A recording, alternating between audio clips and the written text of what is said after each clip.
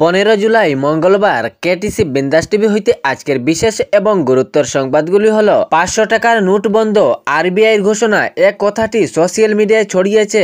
বিভ্রান্তিমূলক পোস্টটি হোয়াটসঅ্যাপ ফেসবুকে মূল ঝড় তুলেছে। 2025 সালের 30 সেপ্টেম্বর থেকে 500 টাকার নোট বন্ধ করবে আরবিআই। 500 টাকার নোট বন্ধ করার কথা নিয়ে আরবিআই কোনো আনুষ্ঠানিকভাবে এ ধরনের বিজ্ঞপ্তি জারি করেনি। এটি একটি সোশ্যাল মিডিয়ায় ভুয়ো বিজ্ঞপ্তি জারি করে বিভ্রান্তি করা হচ্ছে। 500 টাকার নোট বন্ধ করার কথা নিয়ে যে সোশ্যাল মিডিয়ায় পোস্ট ছড়িয়েছে এগুলো মিথ্যে। আরবিআই থেকে এ ধরনের কোনো আনুষ্ঠানিকভাবে বিজ্ঞপ্তি জারি করা হয়নি। গুয়াহাটির ঝালুকবাড়িতে এক চাঞ্চল্যকর ঘটনা পুরো মানব সমাজকে কাঁপিয়ে দিল। এ ভয়ঙ্কর হৃদয়বিদারক ঘটনাটি নিজ স্ত্রী তাহার স্বামীকে হত্যা করে ঘরের মধ্যে পুঁতিয়ে রাখলো। স্ত্রীর হাতে স্বামীর হত্যা। নিজ স্ত্রী তাহার নিজ স্বামীকে হত্যা করে ঘরের ভিতরে 4 ফুট গর্তে করে পুঁতে রাখলো নির্ময় নির্দয়া স্ত্রী। পরে সেই স্ত্রী নিজেই আত্মসমর্পণ করলো 14 দিন পরে প্রশাসনের কাছে। এ ঘটনায় পুরো চাঞ্চল্য সৃষ্টি হয়েছে এলাকা জুড়ে। জানা যায় এই মহিলার নাম রহিমা খাতুন এবং স্বামীর নাম সবিয়াল রহমান। নিজ স্ত্রী তাহার স্বামীকে হত্যা করে ঘরের ভিতরেই 4 ফুট গর্তে পুঁতিয়ে রাখলো। মহিলার আত্মসমর্পণের পর পুলিশ প্রশাসন গর্ত থেকে উদ্ধার করেন মরদেহ। তবে কি কারণে এ ঘটনাটি ঘটেছে তা এখন স্পষ্টভাবে কোনো খবর আসেনি। কিন্তু এ ঘটনায় তীব্র চাঞ্চল্য দেখা দিয়েছে পুরো এলাকা জুড়ে।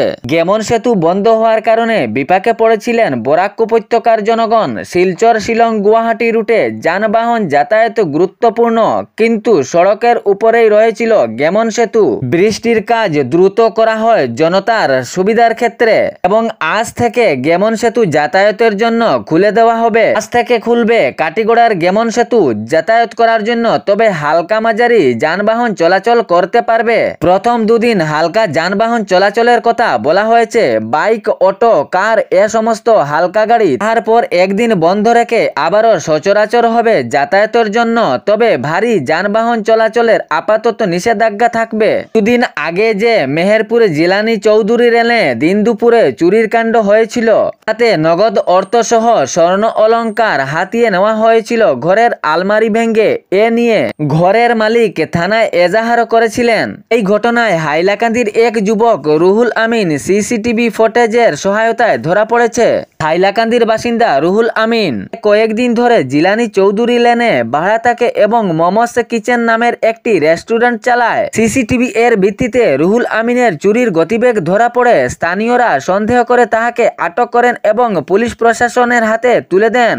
পরে পুলিশ প্রশাসন রুহুল আমিনের ভাড়াঘরে তল্লাশি চালান। নকল টাকা, কিসিমের বিভিন্ন জায়গার তালা খোলার চাবি, তালা কাটার আলাদা আলাদা সরঞ্জাম সহ আরও কিছু সামগ্রী দেখতে পান। প্রশাসন রুহুল আমিনকে আটক করে তল্লাশি চালিয়ে যাচ্ছেন। এ ষড়যন্ত্রে আরো কাহারো হাত আছে কিনা বা এর সঙ্গে আরো কেহ জড়িত আছে কিনা। তবে খবরটি শেয়ার করতে ভুলবে না যাতে সঠিক সংবাদগুলো অন্যজনের কাছে পৌঁছায়। ধন্যবাদ।